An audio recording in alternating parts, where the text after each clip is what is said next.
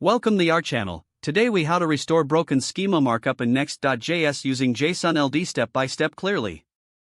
Begin by identifying the broken schema markup on your Next.js application. Open your browser and inspect the page using developer tools. Navigate to the Elements tab to locate the existing schema markup.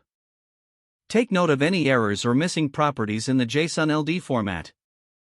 Next, open your Next.js project in your code editor. Locate the component where you'd like to add or restore the schema markup.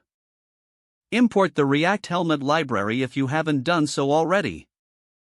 This library will allow you to manage the document head and include your JSON-LD. In your component, create a JSON object that reflects your desired schema markup structure. Ensure it includes all required fields specified by schema.org. Convert the JSON object into a JSON-LD script. Use template literals to embed the JSON-LD within a script tag. Make sure to set the type to application/LD plus JSON in your script tag. Include the script tag in the return statement of your component. Position it within a helmet component to ensure proper rendering in the head. Verify that the JSON-LD script is correctly structured and free of syntax errors. Save your changes and head back to your browser to refresh the page.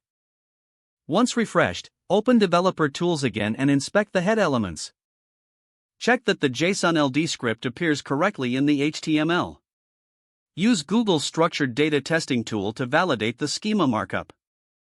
Input the URL of your page and run the test to check for any remaining issues.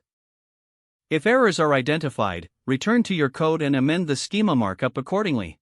Test again until you're satisfied that the JSON-LD is valid and properly restored. Finally, review your Next.js application to ensure all changes reflect positively on your content's SEO. If the page does not load, refresh the browser or try again in a private or incognito window.